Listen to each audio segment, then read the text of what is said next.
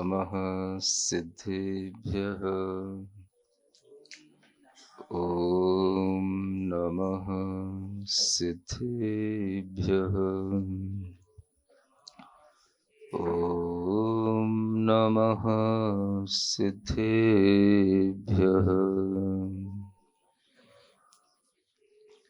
ओकारं बिन्दुसंयुक्तं नित्यं ध्यायन्ति योगिनः। कामदं मोक्षदं चैव ओंकाराय नमो नमः। अरहमित्यक्षरं ब्रह्म वाचकं परमेष्ठिनः। सिद्धचक्रस्य सद्बीजं सर्वतः प्रणमाम्यहम्।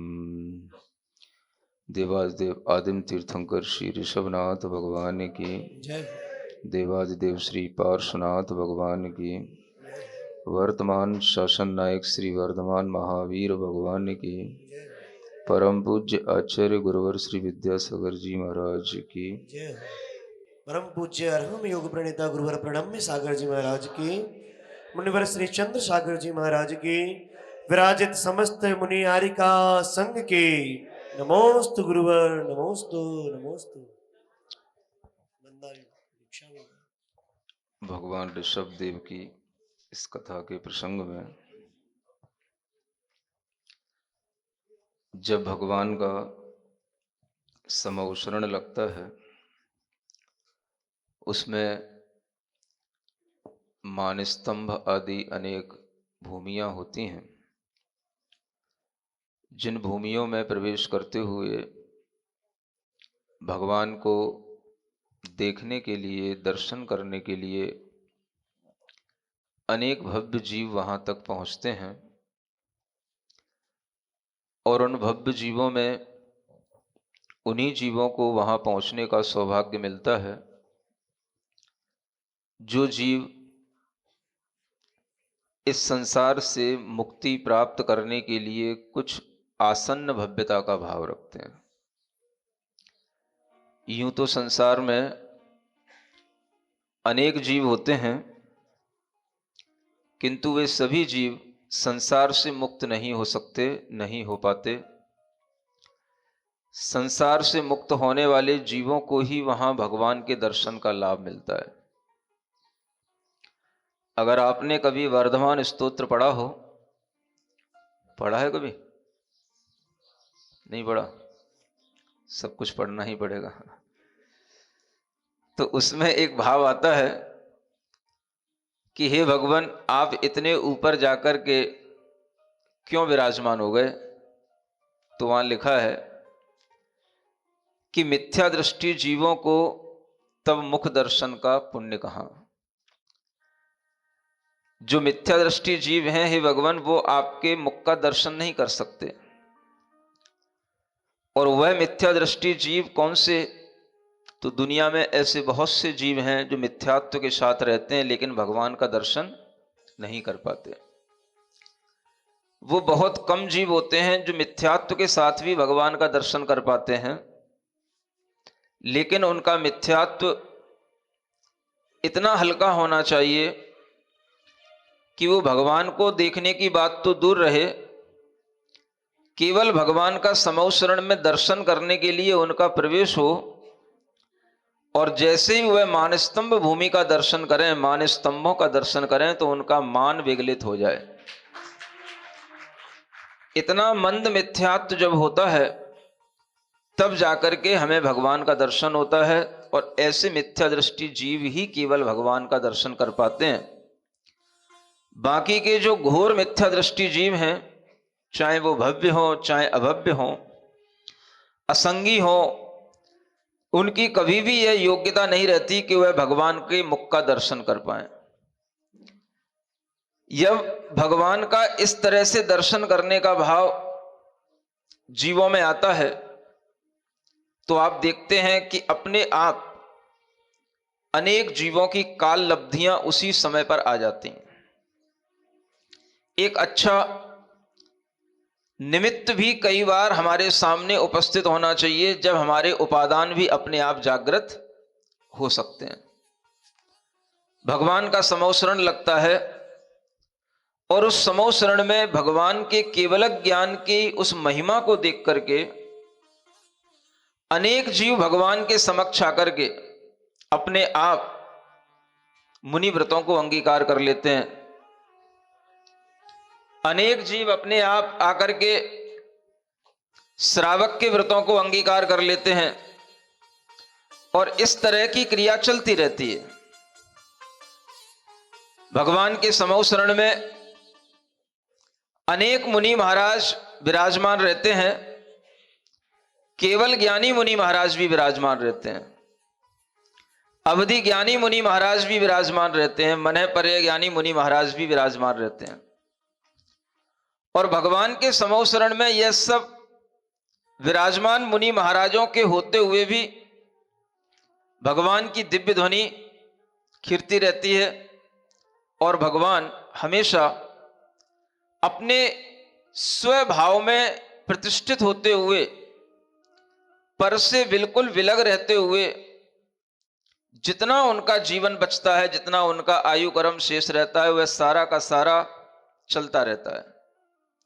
और इस प्रक्रिया से अनेक जीव तो वहां पर लाभान्वित हो जाते हैं, लेकिन अनेक जीव वहां पर केवल भगवान के दर्शन करके कुछ थोड़े से व्रतों को लेकर के लौट करके पुनः अपने स्थान पर आ जाते हैं। आप विचार करें, कितनी बड़ी यह एक बात है कि जिन जीवों के पास में सम्यक दर्शन नहीं भी हो, मिथ्या दृष्टि जीव हो, वो वहां जाके सम्यक दृष्टि हो जाते हैं। जो जीव सामान्य क्षयोपशम सम्यक दर्शन के भाव को रखते हैं, वह जीव भी वहां पर जाकर के मुनि व्रतों को धारण करके वहीं पर विराजमान हो जाते हैं। लेकिन कभी कभी ज्यादा पुण्य भी आदमी के लिए, व्यक्ति के लिए संसार में रोके रखने का कारण बन जाता है। हम भरत चक्रवर्ती को देखें। भरत चक्रवर्ती भगवान के समवसरण में गए और जाने के बाद में वह भगवान का दर्शन किए, स्तुति किए, पूजन किए, भगवान की दिव्य ध्वनि सुने, लेकिन वे वापस लौट करके आ गए। ये बात बड़ी विचारणीय लगती है, सोचने में बार बार आती है कि भरत के और दूसरे भाई हैं, उनके और अनेक पुत्र हैं, वो सब भगवान के समक्ष जाकर के वहां पर व्रतों को लेकर के वहीं समवसरण में स्थित हो गए, लेकिन भरत चक्रवर्ती को लौट करके क्यों आना पड़ा? भरत चक्रवर्ती को क्यों वापस समवसरण छोड़ करके अपने राजपाट के लिए घर की ओर आना पड़ा? ये विचार आना चाहिए। और जब हम इस तरह का विचार करते हैं तो हमारे अंदर इसका क्या समाधान मिल सकता है? क्या कहेंगे हम भरत चक्रवर्ती के लिए? क्षायक सम्यक दृष्टि जीव हैं, नियम से वह चरम शरीरी हैं, महाप्रतापी हैं। भगवान जैसा उनके लिए निमित्त मिला है, लेकिन उसके बावजूद भी अनेक जीवों के उपादान तो जागृत हो गए और वह उसी समय पर उनके अप्रत्याख्यानावरण, प्रत्याख्यानावरण, इन कर्मों के सब उदय विगलित हो गए, सबके चारित्र मोहनी कर्म के क्षयोपशम बन गए, लेकिन उन भरत चक्रवर्ती के अंदर यह भाव क्यों नहीं आया? जबकि उन्होंने भगवान के समवसरण में पहुंच करके सबसे पहले भगवान से निवेदन किया, सबसे पहले प्रश्न उपस्थित किया और सबसे पहले उन्होंने भगवान से दिव्य ध्वनि सुनाने का निवेदन किया और उन्हीं के निवेदन से भगवान की दिव्य ध्वनि खिरी। जब भगवान की दिव्य ध्वनि खिरी, सबने उसका आनंद लिया, लेकिन उस आनंद में अनेक जीव अपने भावों को निर्मल बनाते हुए आगे बढ़ गए। भरत चक्रवर्ती के भाव जहां थे वहीं रहे। ऐसा क्यों हुआ? ये एक विचारने की बात है। हम किसी भी चीज का केवल नियोग समझ करके उसको छोड़ दें, ये उचित नहीं लगता। एक सम्यक दृष्टि जीव के अंदर तो और अधिक ललक होनी चाहिए कि हमें जल्दी से जल्दी इस संसार से मुक्ति की प्राप्ति हो। लेकिन वह जीव संसार से मुक्त होने के लिए पहले तैयार नहीं हुआ। उनके भाई सब पहले तैयार हो गए, बेटे तैयार हो गए, लेकिन उस जीव की तैयारी नहीं बनी। यह एक हमेशा सोचने में आने वाली बात है। अब इसके पीछे का उत्तर क्या हो सकता है? तो उत्तर यही समझ में आता है, जब हम किसी भी तरह के अतिरेक के पुण्यों के साथ जीते हैं, तब भी हमारे लिए संसार में रहना पड़ता है और संसार से मुक्त होने में विलंब हो जाता है। भरत चक्रवर्ती का पुण्य उनके अतिरेक के साथ है और वह चक्रवर्ती हैं, इस युग के प्रथम चक्रवर्ती हैं। लौट करके आए हैं समो शरण से, और समो शरण से लौट करके आने के बाद उनकी भी एक अपनी विजय यात्रा होगी।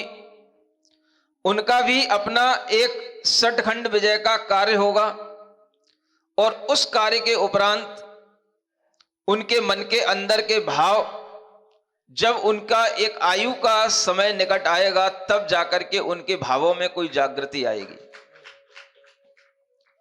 हर चीज का एक समय होता है, और वह समय भी अगर सामने आता है तो वह कुछ उपादान जागृत होने के उपरांत भी, जब तक उस व्यक्ति के सामने वह समय नहीं आता, वह आयु कर्म उसका प्रबल नहीं होता, जिस आयु में उसके लिए जो काम होना चाहिए वह काम उस आयु के अलावा अतिरिक्त समय में वो नहीं कर पाता। और यही बात हमें भरत चक्रवर्ती के लिए देखने में आती है। भरत चक्रवर्ती अभी अपनी नव यौवन अवस्था में हैं। उनके समक्ष भगवान का समोसरण होते हुए भी वो लौट करके आ जाते हैं। आयु भी अपने आप में एक बड़ा कर्म है, जिसके अनुसार जीवन में परिवर्तन आते हुए भावों में परिवर्तन आता है। आप समझते हैं कि आयु से भी कभी हमारे जीवन में परिवर्तन आ सकता है। आयु कर्म के अनुसार हमारे भाव बनते हैं। भावों में अलग तरह की विशुद्धियां, दृढ़ताएं, धैर्य, ये सब आयु कर्म के निमित्त से भी बनते हैं। हम अगर धर्म के भी साथ जी रहे होते हैं, तो धर्म में जैसा भाव हमारा प्रारंभ में होता है, वैसा भाव हमारा आयु की वृद्धि होते होते और अधिक बढ़ता हुआ हमें दिखाई देता है। और उस भाव को जब हम प्राप्त करते हैं, तो वह हम अगर चाहें तो वह उस कम आयु में नहीं कर सकते जिस आयु में वो भाव आना चाहिए था। हर चीज के लिए एक समय भी होता है। वही आयु कर्म एक हमारे लिए काल कहलाता है, समय कहलाता है, वही हमारे लिए एक काल लब्धि कहलाती है। और उसी निमित्त के माध्यम से हमारे कई सारे कार्य बन भी जाते हैं। सामान्य व्यक्ति के जीवन में भी आयु कर्म के अनुसार उसके लिए फल दान देने की शक्तियां हमारे कर्मों में बैठी रहती हैं। जीवन आगे बढ़ता जाता है। कई बार अनेक तरह की घटनाएं, वो दुर्घटना के रूप में भी हो सकती है, सुघटना के रूप में भी हो सकती है, सफलता के रूप में भी हो सकती है, असफलता के रूप में भी हो सकती है। ये हमारे जीवन में अनेक प्रकार की जो चीजें दिखाई देती हैं आयु कर्म के आगे बढ़ते हुए, इनमें बहुत कुछ परिणाम पहले से हमारे कर्म के फल से निश्चित होता है। जैसे हमारे लिए जन्म निश्चित होता है, मृत्यु भी हमारे लिए निश्चित होती है। कैसे होगी, किस क्षण होगी, और उसी के साथ साथ कुछ ऐसे भी कर्म फल होते हैं जिनका फल मिलना भी आयु के उन्हीं क्षणों में निश्चित होता है। हम उसको रोकना चाहें रोक नहीं सकते। थोड़ा सा उनमें कुछ परिवर्तन हो सकता है, हल्का गहरा भाव हो सकता है, लेकिन वह आयु कर्म का वह फल उन कर्मों के अनुसार जब मिलता है, क्योंकि कर्मों की भी एक आयु होती है, और वह कर्म जब अपनी आयु को पूर्ण करते हैं तो उस समय पर जो आयु हमारी चल रही होती है वह उसमें एक निमित्त कारण बनती है, और उसी के कारण से हमें समय पर ही उस कर्म का फल मिलता है। आप देखते हैं जीवन में किसी समय पर कुछ विशिष्ट दुर्घटनाएं भी हो जाती हैं, और किसी विशिष्ट समय पर जीवन में एक व्यक्ति के अभ्युदय का काल भी आता है जब उसके लिए बहुत अच्छे अच्छे लाभ भी होते हैं। ये सब हमारे पहले से सुनिश्चित उन कर्मों के फल से होता है, और उनके पीछे हमारा यह सामान्य निमित्त कारण बना रहता है जिसे हम आयु कर्म कहते हैं। लेकिन वह कर्मों के फल से उत्पन्न होने वाले कार्य जब समय पर सामने घटित हो जाते हैं तब हमें लगता है कि ये हमारे विशिष्ट पुण्य कर्म का उदय था या हमारे विशिष्ट पाप कर्म का उदय था। दोनों प्रकार के फल हो सकते हैं। कई लोगों के जीवन में ऐसी घटना घट जाती है, अचानक से उनका शरीर क्षतिग्रस्त हो जाता है, लकवा लग जाता है, बीमारियां आ जाती हैं, अचानक से उनके शरीर में तरह तरह के दर्द हो जाते हैं, अनेक तरह की ऐसी बीमारियां हो जाती हैं, उठने बैठने को लाचार हो जाते हैं। क्या हो गया? एकदम से उन पाप कर्मों का उदय उस समय पर आना हुआ, और उसके कारण से वह फल ऐसा मिला कि आगे आने वाली उस आयु पर्यंत तक उस कर्म का फल भोगना पड़ सकता है। कई लोगों के लिए वह ऐसे भी फल मिलते हैं, जीवन अच्छा चल रहा था लेकिन अचानक से उन्हें कोई ऐसा अच्छा कारण मिला, निमित्त मिला, और उनके जीवन में कुछ अद्भुत शुरुआत हो गई, कुछ अद्भुत लाभ उन्हें प्राप्त हो गए। वह लाभ उन्हें धन के भी हो सकते हैं, वैभव के भी हो सकते हैं, व्रत संयम के भी हो सकते हैं। और इस तरह के लाभों की प्राप्ति के पीछे भी हमारे उन्हीं कर्मों की कुछ संयोजना रहती है, जो कर्म हमें समय पर अपना फल देने के लिए आतुर किए रहते हैं। अगर हम देखें आचार्य महाराज के जीवन को, जिस उम्र में वह घर छोड़कर के दक्षिण भारत से उत्तर भारत की ओर आ रहे हैं, वह उम्र कोई बहुत बड़ी उम्र नहीं है। हम केवल उम्र देखें तो उम्र एक सामान्य कारण है, लेकिन उसके पीछे अगर कोई विशिष्ट कारण होता है तो वह अंदर का वह कर्म होता है, जो कर्म किसी के लिए वही कर्म 30 वर्ष की उम्र में फलता है, 40 वर्ष की उम्र में फलता है, और किसी के लिए वही कर्म 20 वर्ष की उम्र में भी फल देने के लिए तैयार हो जाता है। ये कर्म का फल है जो वह आतुर कर रहा है उस जीव को। हमें गृह त्याग करना है, हमें मुनियों का सानिध्य प्राप्त करना है, हमें मुनि महाराज से अध्ययन करना है। यह उन कर्मों के फल से उस जीव के अंदर समय से पहले भी भाव आते हैं।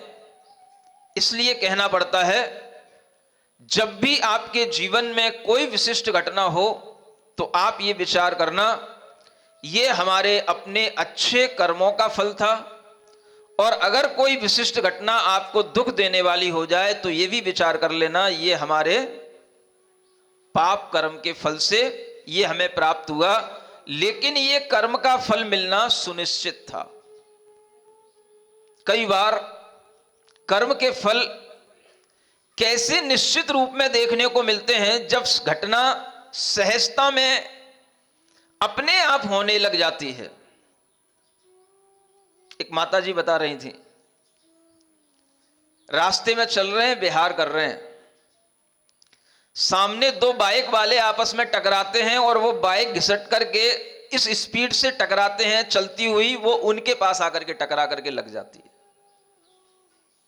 आप सोचो, व्यक्ति बहुत दूर चल रहा है, सामने से कोई भी आपत्ति आकर के अगर अपने ऊपर अटैक कर रही है तो ये कितना बड़ा कर्म का उदय है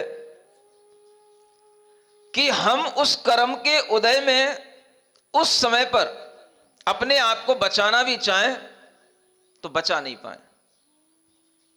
आचार्य महाराज की एक विशेषता है, जब वह व्रती बना देते हैं, जब वह किसी के लिए कोई प्रतिमा आदि दे देते हैं, तो फिर वह कभी भी वाहन आदि के लिए आशीर्वाद नहीं देते हैं कि आप वाहन में गमन करो।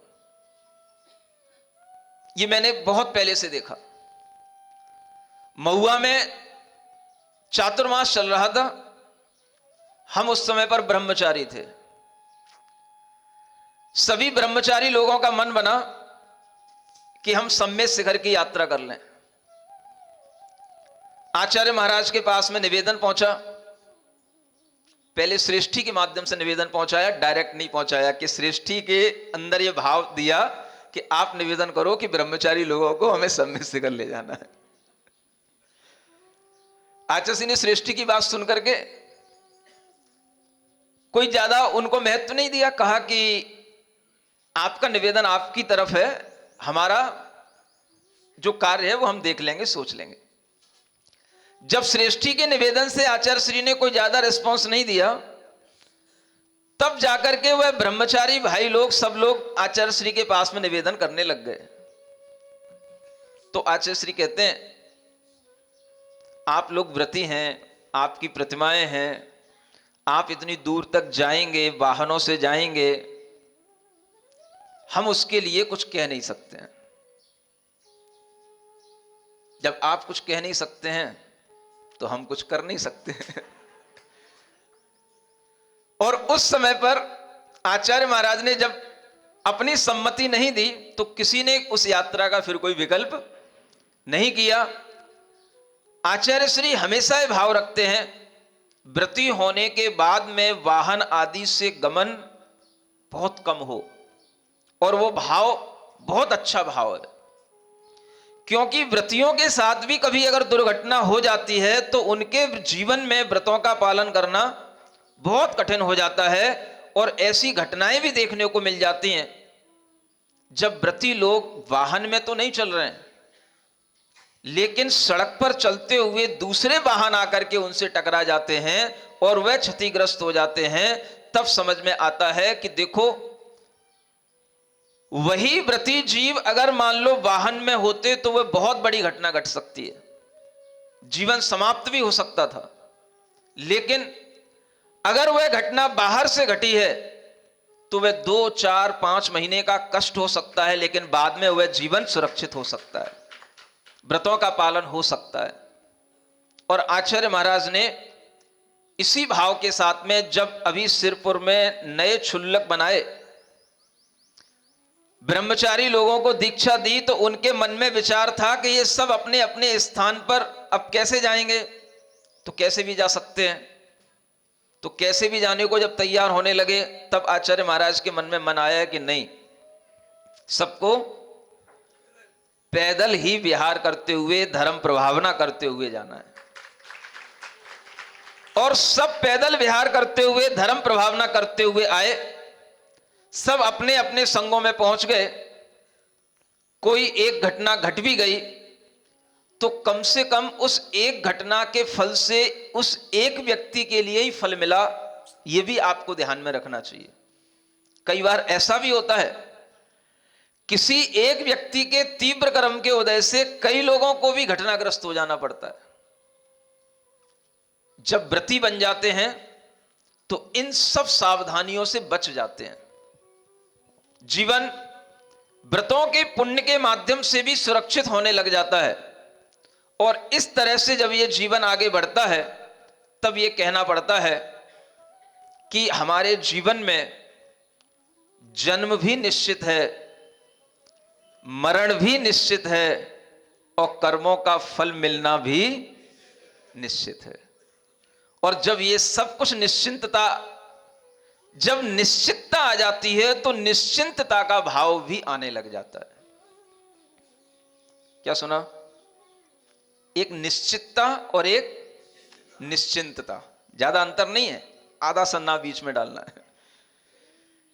निश्चित, अगर हम इन कर्मों के फलों को देख करके चलें कि जो कर्म के फल हैं वो निश्चित हैं, तो हमारे अंदर निश्चिंतता का भाव भी आ जाएगा। व्रती जीवन में निश्चिंतता आती है तो इसी कारण से आ जाती है भाई, जो हो सो हो, जो है सो है, हमको क्या, हमको क्या, हमको क्या, जो हो सो हो, जो है सो है, हमको क्या, हमको क्या, तो क्या। हेलो हेलो जन्म सुनिश्चित, हेलो। मरण सुनिश्चित, जन्म सुनिश्चित, मरण सुन कर्मों का फल मिलना निश्चित, कर्मों का फल फिर संयोग वियोगों के क्षण, फिर संयोग वियोगों के क्षण, घबराने से क्या, जो हो सो हो, जो है सो है, हमको क्या, हमको क्या, हमको क्या।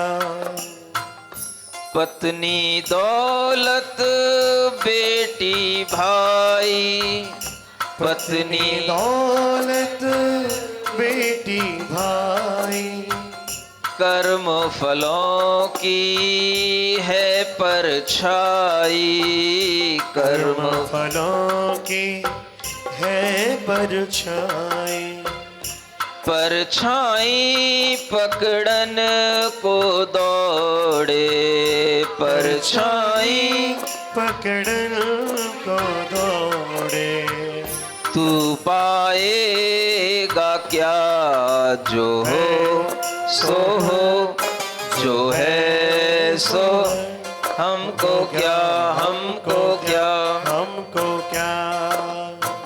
इन्हीं भावों के साथ में आपको ये समझना है कि भरत चक्रवर्ती भी अगर समौ शरण से लौट करके आए हैं तो शायद इसी निश्चिंतता के कारण से लौट करके आए हैं कि जब जो होगा सो हो जाएगा। अभी तो हम केवल भगवान के समौ शरण में इसलिए आए थे कि हमें समाचार मिला था कि भगवान ऋषभ देव को केवल ज्ञान हुआ है, और उस समाचार के साथ में हमें 2 समाचार और मिले थे। उन 3 समाचारों में सबसे पहले हमने अगर प्रेफरेंस दी तो भगवान के केवल ज्ञान को दी, और हम भगवान का केवल ज्ञान मनाने के लिए आए हैं। और अभी हमें भगवान का केवल ज्ञान मनाने के बाद में, उनकी पूजा करने के बाद में जो 2 समाचार मिले हैं उसके बारे में भी विचार करना है, और वह विचार करने के लिए मुझे समौ शरण से वापस जाना पड़ेगा। वह समौ शरण से वापस क्यों लौटे? तो जो 2 काम वो और उनके दिमाग में थे, एक पुत्र रत्न की प्राप्ति हुई है और एक चक्र रत्न की प्राप्ति हुई है। ये दोनों कामों को भी उन्हें पूर्ण करना था, और इसी पूर्णता के भाव के लिए उन्हें समौ शरण से लौटना पड़ा। ये अपने आप में बहुत बड़ी विचित्र बात है कि भगवान के समौ शरण में जाकर के भी हमें अपने गृह कार्य और राज्य कार्य के लिए घर से लौटना पड़ा। ये भरत चक्रवर्ती के साथ की बात थी। आज ये भरत चक्रवर्ती की विजय यात्रा यहाँ से प्रारंभ होती है, और इसी विजय यात्रा में पहले थोड़ी सी कथा पढ़ते हैं, फिर आपको और भी कुछ सुनने को मिलेगा। मंगल बड़े अमंगल टारे, हो ऋषभ कथा से सब अगहारे, वेद पुराण सब ही गुण गावे, बिन बर रिस भविक मन भाव। बोलो आदिनाथ भगवान की। समव शरण से लौट भरत नृप घर को आए, चक्र पूज सुत जन्म उछव सानंद मनाए। दिग्विजय प्राण को मेरे भूप जवाए, सूर्यो छासो चतुरंग सेना चले आए। करत प्रयाण समय गुरु गमने तिलक किए, असीस बुध जन में। भरत विराजे जब रहे मांगे, सकल भूमंडल जय धुनि छाए।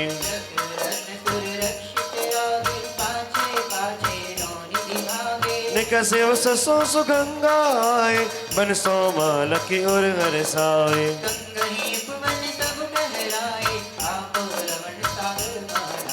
चापो पर रख छोड़ा बाना, पहुंचा मगध देव के थाना।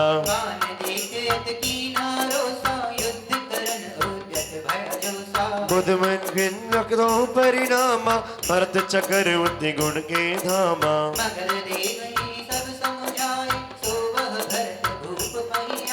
बिनवत भेंट मुकति मणि नाना, पहराए नभ कुंडल काना।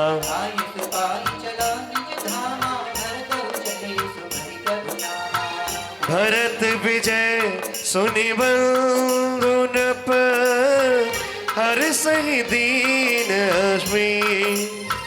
सब मिली धुनि एक स्वर, जय जय चक्राधीन। जिनवर पूजे दक्षिण पैथाना, किए अधीन कोई श्री माना।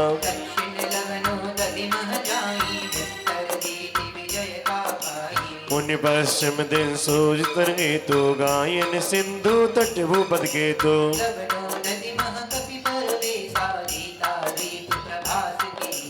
उत्तर दिशु जीतन के कारण, चले सुमरि जिनवर जग तारण।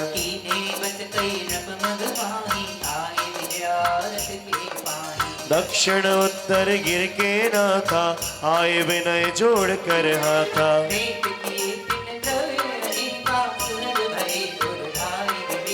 सौम्य तनय जय सेना नायक, वीर शिरोमणि बुध सब लायक। सटखंड जीते भरत भूके, भरत चक्र महान ने। कैलाश गिरिया कर किए, दर्शन सब भगवान के। पूजा मुनि अयोध्या को चले,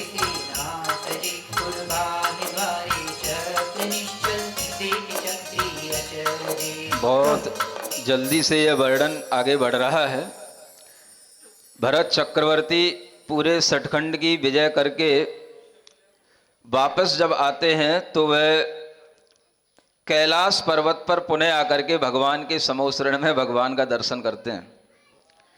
रास्ते में उनके लिए अनेक देव भी मिलते हैं और अनेक राजा भी मिलते हैं, जिनको जीतने के लिए उन्हें बहुत ज़्यादा पुरुषार्थ नहीं करना पड़ता है। किसी किसी को तो केवल बस ये पता पड़ जाए कि बस भरत चक्रवर्ती आ रहे हैं तो वह सब अपने आप उनके सामने नतमस्तक हो जाते हैं। लेकिन कोई कोई देव ऐसे भी होते हैं जिनके लिए कोई फर्क नहीं पड़ता, तो उनके लिए वह एक विशिष्ट बाण उनके महल तक छोड़ते हैं और उसकी टंकार से वह देव जब विचलित होता है तब जाकर के समझता है कि हमसे भी बड़ा कोई है। आप विचार करो, जिन देव लोगों से आप डरते हो, चक्रवर्ती उन देवों के महल में चुनौतीपूर्ण उस बाण को फेंकते हैं और कहते हैं, उसमें लिखा होता है अभी तक तुम महल में बैठे हो, तुम्हें पता नहीं है कि तुम्हारी सेना के इर्द गिर्द और तुम्हारी सीमा के इर्द गिर्द भरत चक्रवर्ती आ पहुंचे हैं। और जैसे ही वह पत्र उस बाण के माध्यम से उनके महल तक पहुंचता है और वो पत्र पढ़ते हैं देव, तो वह उन भरत चक्रवर्ती के समक्ष अनेक तरह के भेंट लेकर के वहां चल पड़ते हैं और वह भरत चक्रवर्ती के समक्ष नतमस्तक हो जाते हैं। उनके साथ में एक जय कुमार नाम के विशिष्ट सेनापति हैं। क्या नाम था? जय कुमार। जिन्हें मेघ कुमार भी कहते हैं। और वह सेनापति बड़े विशिष्ट हैं, उनका भी जीवन चरित्र बहुत अच्छा है। उनका अगर जीवन चरित्र आपको कहीं पढ़ना हो तो गुरु नाम गुरु आचार्य ज्ञान सागर जी महाराज ने उनके ऊपर एक बहुत बड़ा काव्य लिखा है जिसका नाम है जयोदय महाकाव्य। आपको ये ज्ञान होना चाहिए कि ये महाकाव्य किनके ऊपर लिखे गए और ये कितने बड़े बड़े काव्य, वो सिर्फ जय कुमार उन सेनापति के लिए लिखा गया महाकाव्य है। जय कुमार और सुलोचना और उनके इस पूरे महाचरित्र का वर्णन उस महाकाव्य में मिलता है। ऐसे महाकाव्य को भी आप कभी अगर देखने का भाव करें तो देख सकते हैं, लेकिन अगर आपके मन में इस भगवान आदिनाथ की कथा का वर्णन सुनने का और अच्छा कुछ भाव उत्पन्न हो रहा हो और आपके मन में भाव आ रहा हो कि हम ये कथा अभी पद्य में पढ़ रहे हैं, गद्य में पढ़ने को मिले ताकि हम थोड़ा सा अच्छे ढंग से समझ सकें, तो आपके समक्ष वह युग दृष्टा नाम की छोटी सी किताब पहुंच चुकी है और उसके माध्यम से आपको अपने घर बैठे बच्चों के साथ में अध्ययन करना है। मम्मी भी बेटे को पढ़ा सकती है और बेटा भी मम्मी को पढ़ा सकता है। नहीं समझ में आया? दोनों तरह से पढ़ाई होती है, नहीं होती? हाँ, हमने दोनों तरह से पढ़ाई की है। पहले मम्मी बेटा को पढ़ाती है, फिर कभी बेटा भी मम्मी को पढ़ाता है। और इस तरह से पढ़ाई करने का फल ये होता है कि जब बेटा मम्मी को पढ़ाने लग जाए तो समझना चाहिए कि बेटा मम्मी को अब बता रहा है कि धर्म क्या होता है और वह बताते बताते बेटा भी घर से मोक्ष मार्ग की ओर जाने की तैयारी कर सकता है। लेकिन ऐसे समझदार बेटे बहुत कम मिलते हैं कोई? यहां देखेंगे हम 26 तारीख निश्चित हुई है ना, 26 तारीख को देखेंगे कितने समझदार बेटे इस सैपुरा में हैं जो कम से कम युग दृष्टा ग्रंथ पढ़ करके यहां पर आकर के परीक्षा देने बैठेंगे। उन माओं को, बेटा और बेटियों को भी देखेंगे, सबके मन के अंदर ये भाव आना चाहिए कि हम वह छोटी सी किताब पढ़ करके उसकी तैयारी करें। और आसपास के भी जो लोग हैं, मान लो गोटे गांव, रांझी, पिंडरई आदि जो छोटे और भी चरगवा वगैरह गांव के लोग हैं, अगर उन्हें भी परीक्षा देने का मन हो तो उनके पास भी सूचना पहुंचा देना, पुस्तकें पहुंचा देना, वो भी यहां पर आकर के परीक्षा दे सकते हैं। समझ आ रहा है? इस तरह के भावों के साथ में वह सठखंड को जीत करके भरत चक्रवर्ती कैलाश पर्वत पर आ जाते हैं और वहां पर भगवान के समूह शरण में भगवान का पुनः दर्शन करते हैं। आगे की कथा आगे बढ़ती है। तब प्रोहत सो पूजा कारण बोला निर्भय संक निवारण। तुम्हारे वंश माहि निज भ्राता तुम ही न मानहि वसुमति त्राता। जो लग आयुष ते नहीं माना ता लग चक्र नयन नहीं जाना।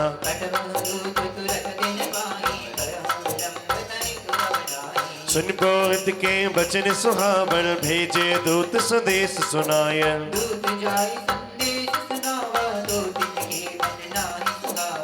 हृदय विचार कहा सब भाई कहिए दूत भरत पै जाए।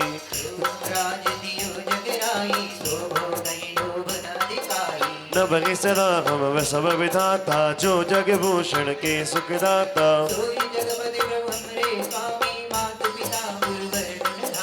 बल भय थे हम न मई न काऊं कहिए तुम्हारे नाये जाऊं।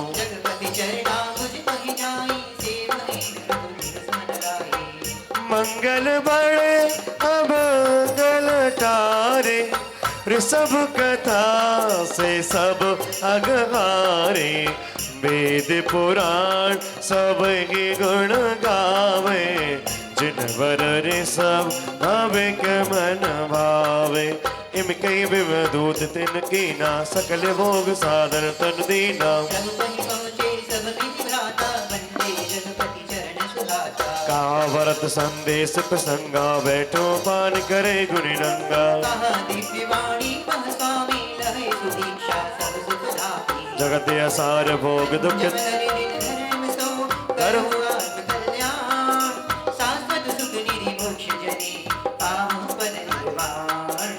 जगत असार भोग दुखदाई, चिंता दुख मैंने प्रभुताई। आत्म दुखते सब विधिहीना, मधुमाखी मत रस लीना।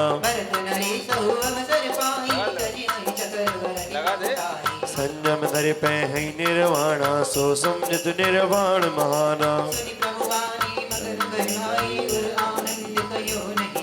लई दीक्षा जिन धर्माचारी, भई व्रत सब महाव्रतधारी।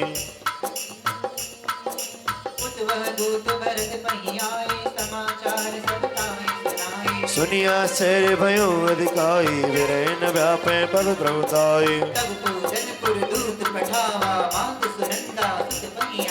जाई समा में शीश नमावा, बाहुबली लकी संशय छावा। या प्रतिमा धारी प्रतापा, यह दिन कर प्रकर सुतापा। या यह इंद्र सुरण्य के काजा, बैठो जो दुर्देव समाजा।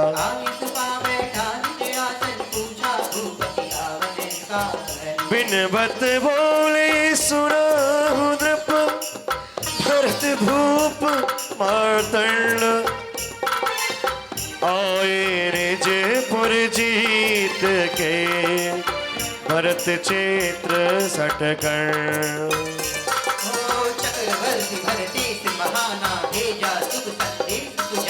जीते आरज में क्षण राई, पाई सटखंडन बहुताई। आवो बेग मिलो सो भाई, तुम बिन राज लक्ष्मी ने सुहाई।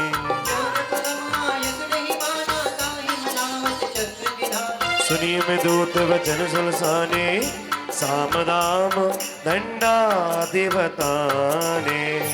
बोले आदिनाथ भगवान की।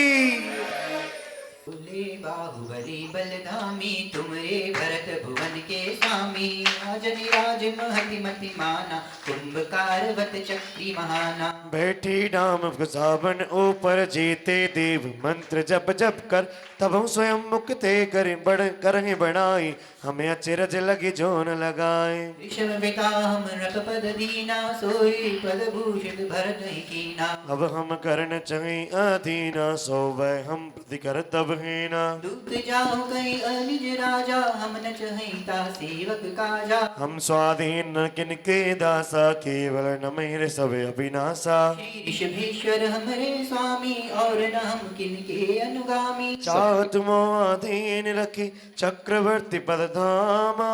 तो निज बल प्रगटाए के, करो आऊं संग्राम। सभी के पास ग्रंथ है, पढ़ रहे हो? वैसे तो ये देखने की चीज़ थी, लेकिन आपको पढ़ाई जा रही है। ये भरत और बाहुबली का प्रसंग है। लोगों को बड़ी इच्छा रहती है कि हम भरत और बाहुबली की लड़ाई देखें, और अगर लड़ाई देखने की इच्छा हो तो वास्तव में केवल भरत और बाहुबली की ही देखना चाहिए, और किसी की लड़ाई नहीं देखना चाहिए। क्योंकि दो महापुरुषों का जो ये युद्ध हुआ, वह युद्ध भी कैसा हुआ कि एक ही पिता के वह दोनों पुत्र हैं, और दोनों एक से एक बढ़कर के हैं। एक चक्रवर्ती हैं तो एक कामदेव हैं। भरत चक्रवर्ती जब पूरे सतखंड का दिग्विजय के माध्यम से राज्य करने के लिए तत्पर होते हैं, और वह चक्र लेकर के समक्ष अयोध्या के पास तक आ जाते हैं, तो वह चक्र उस अयोध्या में प्रवेश नहीं करता है। कारण जानते हैं आप, और वह कारण क्या था? सब राजाओं ने उनकी दासता को स्वीकार कर लिया, लेकिन बाहुबली के मन में एक भाव था, मैं भरत को भाई तो मानता हूं, और भरत को जो जीतना है वो जीत ले, लेकिन मैं अपना राज्य भरत के लिए नहीं दूंगा। अगर वो मांगेगा तो मैं दान में दे सकता हूं, लेकिन चक्रवर्ती की हैसियत से, एक राजा की हैसियत से वो हमारे राज्य को लेकर के हमें अपने अधीन करना चाहते हैं, तो मैं उनके अधीन नहीं होऊंगा। यह कितना बड़ा प्रसंग था युग की आदि में, जब दो महापुरुष दोनों चरम शरीरी, दोनों को उसी भव से मोक्ष होना है। सारा संसार जिनके लिए कुछ भी नहीं है, तुच्छता के साथ उनके सामने सारे धन और वैभव हैं, लेकिन फिर भी उस समय पर दोनों के बीच में ऐसी ठन जाती है कि भरत जब बाहुबली के पास में अपना एक दूत पहुंचाते हैं तो वह दूत जाकर के कहता है कि हमारे स्वामी ने आपके चरणों में एक निवेदन भेजा है, और वह निवेदन यह है कि हमारे स्वामी पूरे सठखंड को जीत करके आए हैं, चक्रवर्ती बन करके आए हैं। चक्र अभी अयोध्या के बाहर खड़ा हुआ है, वह भीतर नहीं आ रहा है। आपसे निवेदन किया जा रहा है कि आप उनके पास चलें, उनकी दास्ता को स्वीकार कर लें और उन्हें राजा के रूप में स्वीकार कर लें। यह भरत ने कहलवाया है। तो बाहुबली थोड़े से चमक जाते हैं। चमकना जानते हो क्या बोलते हैं आप लोग? तमतमाना। जब बाहुबली के मन में विचार आता है कि देखो ये पूरी दुनिया जीत आए, हमें कोई मतलब नहीं है, ये चक्रवर्ती बन के बैठे हैं, अयोध्या के राजा बन के बैठे हैं, सब राजाओं के मालिक बन के बैठे हैं, कोई दिक्कत नहीं है, लेकिन हमारा राज्य क्यों छीनने को तुले? और हमें राज्य किसने दिया? जिन ऋषभदेव ने भरत चक्रवर्ती को राज्य दिया है, उन्हीं ऋषभदेव ने हमको राज्य दिया है। हमें पिताजी ने राज्य दिया है, ये राज्य पिताजी का मिला हुआ है, हम नहीं देंगे, हम नहीं छोड़ेंगे। दूत कहता है कि वो चक्रवर्ती बन गए हैं, उनका चक्र घूम रहा है। तो बाहुबली कहते हैं ऐसे चक्र तो कुमार भी घुमाया करते हैं। ऐसे ही बोलते वो कि ऐसे चक्र तो कुमार भी घुमाया करते हैं। चक्र घुमाने से कोई चक्रवर्ती नहीं हो जाता। जैसे आप लोग अपने आप में जब कभी तमतमाने लग जाते हो तो बोल जाते हो वो होगा अपने घर का चक्रवर्ती। ऐसे ही उन बाहुबली के मन में भाव आता है और वे बाहुबली उस दूत को अपमानित करके भेज देते हैं। और उसके बाद में फिर एक ही रास्ता बचता है कि भरत और बाहुबली दोनों की सेना आमने सामने आने को होती है, लेकिन कुछ विशिष्ट मंत्री होते हैं जो ये जानते हैं कि ये दोनों तो एक भी मरने वाला नहीं है, क्योंकि ये चरम शरीरी हैं। इन दोनों की लड़ाई होगी, कोई नहीं मरेगा, किसी का कुछ नहीं बिगड़ेगा, ये सेना मरेगी और कुछ नहीं होगा। इसलिए उन समझदार मंत्रियों ने आपस में सलाह करके कहा, प्रभु एक काम करो, हम लोगों को बचाओ और आप ही आपस में लड़ लो और आप ही निर्णय कर लो कि कौन बड़ा है, कौन बलवान है। और यही निर्णय करने के लिए वहां पर फिर 3 युद्धों की एक वार्ता रखी गई, दृष्टि युद्ध, जल युद्ध और मल्ल युद्ध। और ये सारा का सारा प्रसंग चला, उसी प्रसंग को यहां पर आगे बताया जा रहा है जब वह दूत आगे पहुंचता है। हाँ, इमि कही विदा दूत नृप कीना, जाए भरत सो सब कह दीना। सुनी भरतेश्वर मन रस व्यापी, संग सैन ले चला प्रताप। कमर हेतु बोधनपुर, अनुज ही सेना सजयुत। तब राम पूर्व दुर्योरा, मंत्री न सोचे अमरत घोरा। मरिहगी सुबट व्यरत रन माही, ता परिणाम कुशलता नाही। धन के रोगी बहुत संग्रामा, वैराधनी संग्राम न भावा। चरम देती शंकर नंदा, बलगामी पूनम के चंदा। यह जनि मंत्री उभय नभ पाहि, बोले तुम्हारी रहु रन माहि। लरो दो तुम 3 प्रकारा, दर्शन जलमल क्रम अनुसारा। राम जय ना हुई हमारा, कयो निश्चय मंत्री विचारा। मंत्र ही अनुमति उचित जान, मान गए 2 वीर। दृष्टि युद्ध ओतत भये, पलक खोले रणगीर। पलक खोले रणगीर।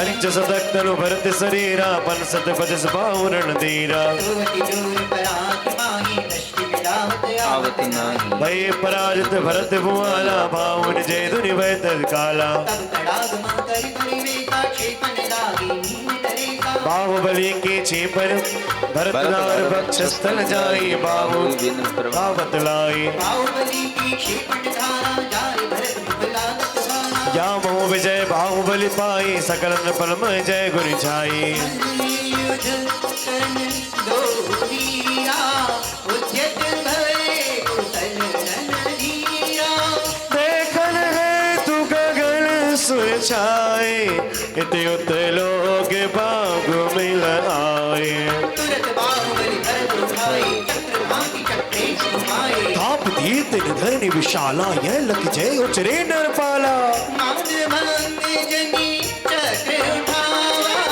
अनुजो परी अति वेग चलावा यह लख सबद के शब्द सुनावा चक्र जाए सागर फिर आवा विस्मित भय भरत दिनारे कामुक भाल कलंक विराजे अग्रज भरत तुक्ष व्यवहारा लखियो भास भय बाहु कुमारा निर्वत जग से बलनारी सोचन लगे राज राज महामद अठमद मांगी ताम किच ओ राज लोप नभ करे काजा अनुचित कर देना बतला जा कैसा यह दृश्य होगा, कैसा यह दृश्य होगा। एक 500 धनुष की काया वाले हैं और एक 525 धनुष की काया वाले। कहते हैं ना, कर्मन की गति न्यारी। सबको अपने कर्म के फल से अपना अपना निश्चित रूप से शरीर मिला, लेकिन छोटे भाई का शरीर भी कई बार ज्यादा लंबा हो जाता है। देखने में आता है छोटा बेटा थोड़ा बड़ा सा ज्यादा दिखाई देता है, कभी कभी तो पिता से भी ज्यादा बड़ा दिखाई देता है। ये परंपरा भगवान आदिनाथ से चली आ रही है, आपके घर में भी होगी। बड़ा बेटा 500 धनुष की ऊंचाई का है और छोटा बाहुबली है, लेकिन वो 525 धनुष है। और जब दोनों में लड़ाई होने लगती है तो वो लड़ाई कैसी, 3 तरह की लड़ाई रखी गई थी। एक तो पहले दृष्टि युद्ध।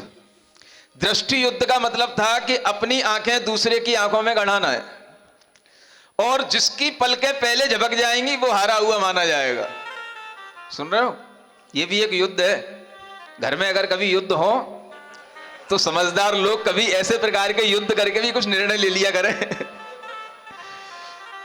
चाहे वो युद्ध किसी के बीच में हो रहे हो, समझदार बच्चे भी माता पिता के बीच में एक वार्ता रख सकते हैं कि आपस में इस तरह से वाक युद्ध करने की जरूरत नहीं है। क्या करना है, दृष्टि युद्ध करना है। मल्ल युद्ध की बारी तो बहुत बाद में आती है, लेकिन आप पहले मल्ल युद्ध ले आते हो।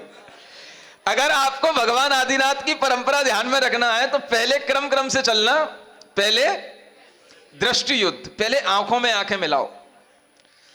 आपको समझ में आ जाएगा कि हमारी आंखें कितनी देर तक खुली रह पाती हैं, और वह आंखें अगर ऊंचाई की ओर देख रही हैं, क्या समझे, तो आपको जल्दी झपकने की एक उसके बीच में बारी आ जाएगी। यही हुआ, भरत को ऊपर देखना पड़ता था क्योंकि बाहुबली 25 धनुष और उनसे ऊंचे थे, और बाहुबली को नीचे देखना था। आंखें तो मिलानी है, लेकिन दोनों खड़े हैं, और भरत को थोड़ी सी ऊंची आंखें मिलानी है और बाहुबली को नीची आंखें मिलानी है। समझ आ रहा है? हुआ क्या, भरत की आंखें मिलते मिलते उनकी पलकें थक गईं, वो पहले झपक गईं, और बाहुबली को अपनी हाइट का फायदा मिला, तो वह इस युद्ध में जीत गए। सुन रहे हो? इसलिए कभी भी पत्नी लाना तो थोड़ी अपनी हाइट से ज्यादा वाली लाना है? हाँ, एक बार ऐसे ही हुआ था। एक व्यक्ति की पत्नी थोड़ी सी हाइट से ज्यादा थी, वो जब दर्शन करने आई तो मैंने कहा भाई ये फीमेल जोड़ी कैसी? तो कहने लगा नहीं महाराज, ये मैंने जानबूझ के मेल बनाया है। मैंने पूछा क्यों? कहने लगा कि जब भी कभी बात करेगी तो कम से कम आंखें झुका के तो बात करेगी, और हमारी आंखें अकड़ के रहेंगी, ऊंची रहेंगी। तो आप लोग भी ये बातें ध्यान में रख सकते हो। दृष्टि युद्ध हो जाए तो उसके बाद में जरूरत पड़ती है जल युद्ध की। जल युद्ध में दोनों एक दूसरे के ऊपर पानी में प्रवेश करके जल उछालते हैं, और वह जल उछालने की जब बारी आती है तब भी वही बात आती है, भरत को बाहुबली के ऊपर उछालना है और बाहुबली को भरत के ऊपर उछालना है। तो जब वह जल उछालते हैं तो भरत को तो बहुत नीचे से ऊपर जल फेंकना पड़ता है और बाहुबली को ऊपर से नीचे फेंकना पड़ता है।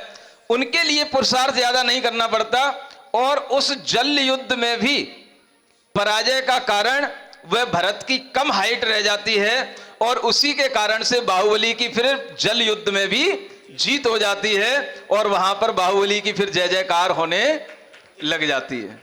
समझ आ रहा है?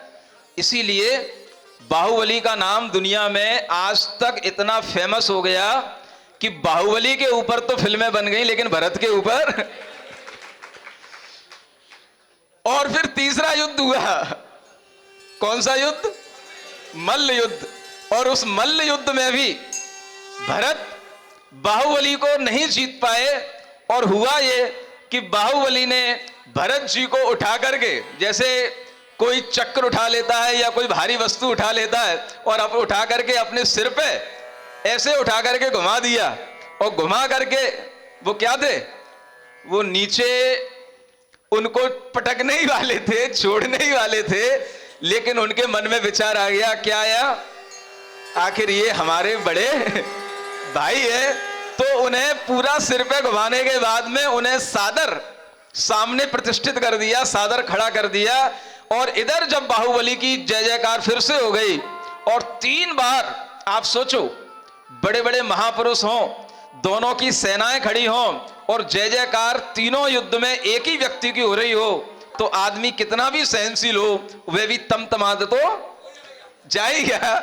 और यही कारण हुआ, भरत के अंदर भी गुस्सा आ गया, क्योंकि भरत को लगा कि इन्होंने मेरा अपमान कर दिया है, भरत को लगा कि मेरा मान भंग इन्होंने कर दिया है, और छोटा अगर बड़े का मान भंग करे तो बड़े को गुस्सा आ जाना स्वाभाविक है।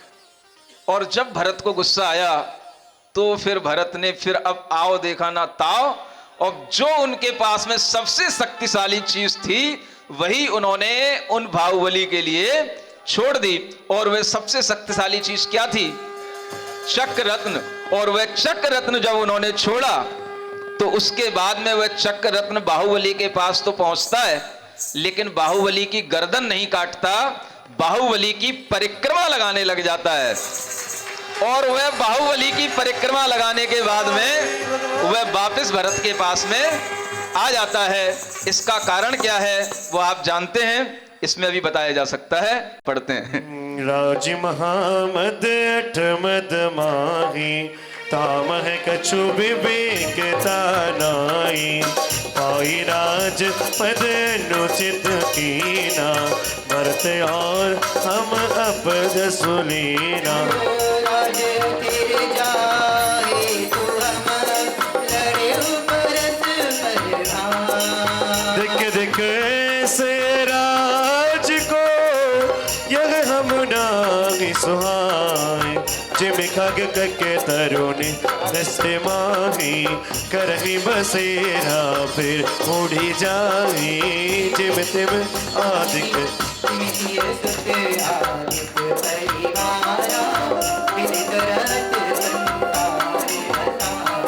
करही मोह बस पापी अनेका, परमाने निज तुझे विवेका। असुचि देह सुचि आत्म प्राणा, गंध रूप रस गंध विहीना।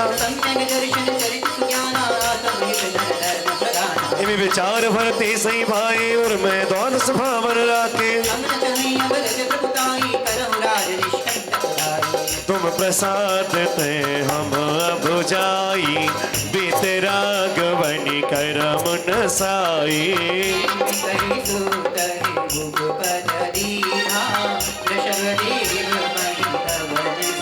मन विराग धर पह बगियाए, मन बच क्रम ते शीस नवाए। लई मुनि दीक्षा भय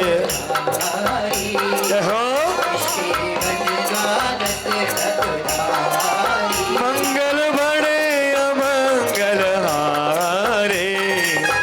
सब कथा से सब जग हारे, वेद पुराण सभी गुण गावे, जिनवर आदिनाथ।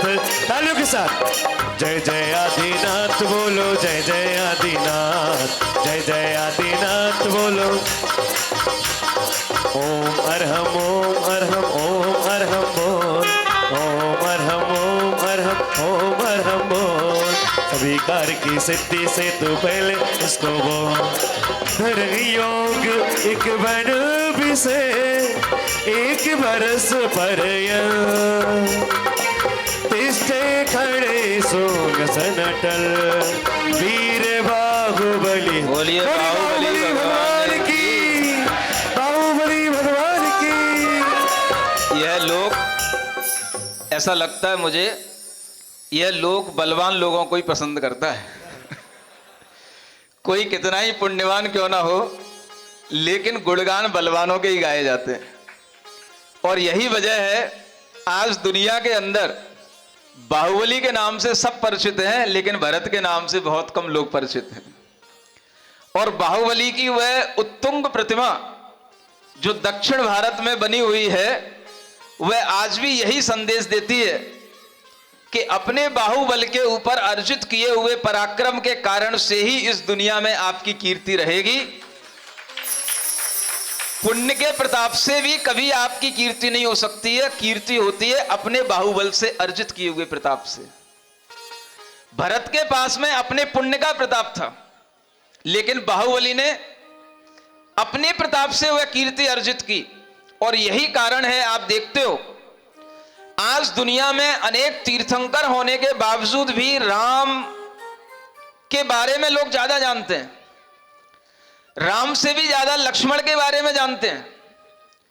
ये राम और लक्ष्मण की कथा अगर आज दुनिया में प्रचलित होती है और इसके बारे में लोगों की ज्यादा जानकारी रहती है, तो उसका भी कारण यही होता है कि ये पराक्रमी रहे हैं, इसलिए लोग इनका गुणगान करते हैं। तीर्थंकर सबकी जुबान पर नहीं होते। आज दुनिया के अंदर तीर्थंकरों की चर्चा कम होती है, लेकिन राम लक्ष्मण कृष्ण की चर्चा ज्यादा होती है। उसका एक बहुत बड़ा कारण आप ध्यान में रखना कि यह दुनिया, यह लोग हमेशा बलवान पराक्रमी प्रतापी लोगों का गुणगान गाता है, पुण्यवानों का नहीं। पराक्रम अपने आप में बड़ी चीज होती है, और यह पराक्रम जिन्होंने जितना ज्यादा दिखाया है, आज उन्हीं के गुणगान चल रहे हैं।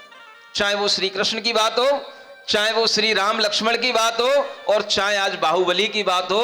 आप देखना इसके पीछे ये एक मानसिकता है लोगों की, और इसी मानसिकता के कारण से आज बाहुबली की तो हर जगह पर आपको चर्चा मिलेगी, चाहे वो फिल्मों के रूप में मिले, चाहे मूर्तियों के रूप में मिले, लेकिन भरत की आपको चर्चा ऐसी नहीं मिलेगी। पराक्रम अपने आप में बड़ी चीज होती है जो लोगों के दिमाग पे छाई रहती है, और वह पराक्रम जब लोगों की चर्चा का विषय बन जाता है, तो वह एक के बाद दूसरे, दूसरे के बाद चौथे अपने आप उस पराक्रम की चर्चा करते रहते हैं। पुण्य की चर्चा तो जब तक व्यक्ति रहता है तब तक रहती है, उसके बाद चली जाती है। इसलिए मैं एक बहुत बड़ी बात आपसे कह रहा हूं कि तीर्थंकरों की इस जगत में चर्चा कम है, और अनेक बलभद्र जो राम लक्ष्मण नारायण आदि हुए, इनकी चर्चा ज्यादा है। इसका यह बहुत बड़ा कारण है कि आप ध्यान रखें। हां, शांतिनाथ, कुंथुनाथ, अरैनाथ सब चक्रवर्ती होकर के भी, तीर्थंकर होकर के भी कोई चर्चा नहीं उनकी, क्योंकि वो किसी से लड़े झगड़े नहीं। पुण्य ही इतना ज्यादा है, सब कोई अपने आप आकर के झुक जा रहा है। अरे भाई, जब तक कुछ लड़ोगे झगड़ोगे नहीं, लोगों को कुछ पता ही नहीं पड़ेगा कि भाई क्या प्रताप होता है। तो लोगों के दिमाग में उस व्यक्ति का शौर्य, उस व्यक्ति का पराक्रम छाता नहीं है। ये सही बात है, जो मैंने अभी तक के अध्ययन से समझा है। हमने भगवान शांतिनाथ की कथा भी की, तब भी ये बात समझ में आई, राम कथा की तब भी ये बात समझ में आई कि तीर्थंकरों का नाम लोग कम क्यों लेते हैं और बलभद्र नारायणों का नाम लोग ज्यादा क्यों लेते हैं। इसके पीछे रहस्य आपको बता रहा हूं। तो लोग हमेशा उसी चीज को पसंद करते हैं। अगर आप सीधे सीधे शांत भाव से अपनी जिंदगी निकाल लेंगे पुण्य के प्रताप से, तो कोई आपको पूछने वाला नहीं है, आप सुखी रह सकते हो। लेकिन लोग चर्चा उसी की करेंगे जो संघर्ष के साथ में, जिसने बड़े बड़े युद्ध किए हों और उसी के कारण से अगर आप देखते हो आज जो पीएम मोदी बने हुए हैं, ये उस समय की उस पाकिस्तान की जो स्ट्राइक हुई थी, सर्जिकल स्ट्राइक, ये उसका नतीजा था जिसके कारण से लोगों ने उनको जिताया था। समझ आ रहा है? आज वो प्रधानमंत्री बने हुए हैं। जब व्यक्ति पुरुषार्थ इस तरीके का कुछ करता है, लड़ने का, जंग जीतने का, तो लोग उसको याद रखते हैं। ये बात हमेशा ध्यान रखना, और यही बात हर किसी व्यक्ति को भी अच्छी लगती है। यहां तक कि महिलाओं की भी एक खूबी होती है, वो हमेशा बलवान पुरुषों की चर्चा सुनना पसंद करती हैं, बलवान पुरुषों पर ही आकर्षित होती हैं। ये महिलाओं की भी एक खूबी होती है। इसलिए हमेशा जब भी चर्चाएं हुई हैं, बलवान पुरुषों की हुई हैं, पुण्य पुरुषों की चर्चाएं बहुत कम लोग, समझदार लोग ही कर पाते हैं। समझ आ रहा है? इसलिए आप देखें, बाहुबली जब भरत के व्यवहार से आहत हो गए तो उनके मन में विचार आया, देखो मेरे बड़े भाई ने मेरे ही को मारने के लिए चक्र छोड़ दिया, और भाई भाई को मारने की इच्छा कर रहा है इस राज्य के लिए। तो उनके मन में विचार आया, इस राज्य को धिक्कार हो, ये धन भोग वैभव, ये चक्रवर्ती पने को धिक्कार हो। और उस कारण से उन्होंने उस राजपाट को छोड़ने का मन बनाया और वह वन की ओर चले गए, और वहां जाकर के 1 वर्ष तक स्थिर योग से ऐसे खड़े रहे। दुनिया में एक ही ऐसा महाप्रतापी व्यक्ति हुआ है जिसने ये ठान ली कि मैं जब तक यहां पर केवल ज्ञान मुझे उत्पन्न नहीं हो जाएगा, मैं इस स्थान से हिलूंगा नहीं। आप बोलते हो ना, पिता पिता पिता शेर तो बेटा सवा शेर सवाया। ये बात भी भगवान ऋषभदेव और बाहुबली के सामने देखने को मिलती है। पिता तो 6 महीने ही तक बैठ पाए, 6 महीने के बाद पिता को उठना पड़ा, लेकिन बाहुबली ने जो ठानी वो पिता से भी बढ़कर के ठानी, और वह 1 वर्ष तक उसी स्थान पर खड़े खड़े केवल ज्ञान प्राप्त कर लिए, लेकिन वहां से हिल करके कहीं तक भी नहीं गए। यही निशानी आज 57 फीट की उत्तुंग प्रतिमा जो श्रवणबेल गोला में बाहुबली भगवान की बनी हुई है, ये आज भी उनकी अमर गाथा को गा रही है। ऐसे बाहुबली भगवान की उन्हीं का तप का थोड़ा सा वर्णन है, पढ़ करके इस प्रसंग को पूर्ण करते हैं। निश्चल खड़े तप तप निस दिन मेरुवत निर्भय रहे, बन बेलड़े कई सर्प लिपटे, शांति सो परिसय सहे, तप के प्रभावे इंद्र दुर्गन आई तह पूजा करे, एक फूल पड़ने लगे सब विधियां चरणों में। इत जब भरत क्रोधि नसि गयहु, अनुज बिना कछु व्याकुल भयहु, और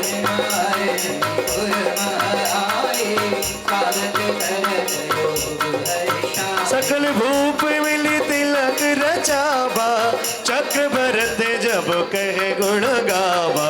सकल भूप के भूप माना, गोवनिते नमः चंद्र षट खंडन मह शासन छावा, राज धर्म सब नृपहि सिखावा। भोगहि भोग मनोहर नाना, रटक नहीं लाई। सुखमय 1 बरस इमि गयहु, तब कैलास स्मरणमय भरहु। गमने करे केवल माही ले, समान बड़े निज भाई। सादर जाय मुनि शरणा भाव, विस्मित मन प्रभु पुनियावा। तपई घोर तप बाहुबल, तदपि न केवल ज्ञान, किमि कारण पाया नहीं, और सब भगवान। बोल श्री बाहुबली भगवान की। मंगल बड़े अमंगल टारे, सब कथा से सब अगहारे, वेद पुराण सब गुण गावे, जिनवर सब बबिक मन भा। बड़े लोगों का क्रोध भी बड़े दिनों में ठंडा होता है। भरत का क्रोध ठंडा होने में 1 वर्ष लगा, और 1 वर्ष के बाद में उन्हें बाहुबली की याद आई कि मेरा भाई है कहाँ, गया कहाँ। और जब वे 1 वर्ष के बाद उनके पास पहुंचे, जाकर के देखे तो वो बिल्कुल वैसे ही तने हुए खड़े हैं जैसे पहले दिन तन करके निकल गए थे। और उनकी उस अवस्था को देख करके उनके मन में विचार आया कि 1 वर्ष से ये ऐसे ही निश्चल खड़े हुए हैं, फिर भी उन्हें केवल ज्ञान क्यों नहीं हो रहा है। तो इस बात को जानने के लिए वो अपने पिता के पास पहुंचते हैं। देखो कैसा दृश्य है, पिता केवल ज्ञानी है, छोटा भाई सामने मुनि बनकर के खड़े हैं और वह उनके चरणों में नतमस्तक हुए। लेकिन इस रहस्य को जानने के लिए वो भगवान के समोशरण में पहुंचे और उस समय पर भगवान उन्हें अपनी दिव्य वाणी से बताते हैं क्या कारण है जो भरत को अभी केवल ज्ञान की प्राप्ति नहीं हुई है। सुनिए। भूप प्रश्न सुन मई प्रभु वाणी, मंगलमय सब बाति सुहानी। दामन बसत एक नित सोला, यथाख्यान चारित प्रतिकूला। मैं भ्रातु की ना अपमाना, निज सम्मान हेतु जग जाना। कबड़ गड़े हम भरत मही पर, तब तब ते यह रुचित नहित कर। ताउर व्यापत मोह कसाया, सो अजु केवल ज्ञान न पाया। सुनि प्रभु वाणी बाहु मुनि पाही, गए भरत नमि पूज न चाहे। जब भगवान आदिनाथ ने कहा कि उन भरत के मन में एक बात चल रही है कि मैं भरत की भूमि पर खड़ा हूं अभी भी, क्योंकि भरत चक्रवर्ती हैं, सठखंड भूमि के वो स्वामी हैं और वह चक्रवर्ती बन चुके हैं, तो मुझे कहीं खड़े होने के लिए भी जगह नहीं है। बाहुबली के मन में विचार आया कि मैं खड़ा कहां हूं, तो मैं भरत की भूमि पर खड़ा हूं। उनके मन में यह जो विचार एक बना हुआ है, यही उन्हें केवल ज्ञान उत्पन्न नहीं करने दे रहा है। इसलिए भरत तुम जाओ और उनके समक्ष जाकर के नतमस्तक होकर के उनके चरणों में निवेदन करना कि हे भगवान, यह भूमि कभी किसी की नहीं रही है, यह भूमि हमेशा अपने आप में शाश्वत रहने वाली भूमि है, इस भूमि का कभी कोई स्वामी नहीं हुआ है। यह विचार ही मिथ्या है कि भूमि किसी की हो सकती है। और जैसे ही तुम उनके समक्ष इस तरह का निवेदन करोगे, उन्हें केवल ज्ञान की प्राप्ति हो जाएगी। करी प्रवेश 12 गुण थाने, शुक्ल ध्यान लहियाति मसाने। लोकालोक पदारथ सारे, देखे एक ही काल मजारे। श्री अरहंत भय मुनि नाथा, तिन पद बंदहु नित नमि माथा। जाना मुनि बाहुबली, पाया केवल ज्ञान। आए चतुर निकाय सुर, वंदे बोली बाहुबली भगवान की।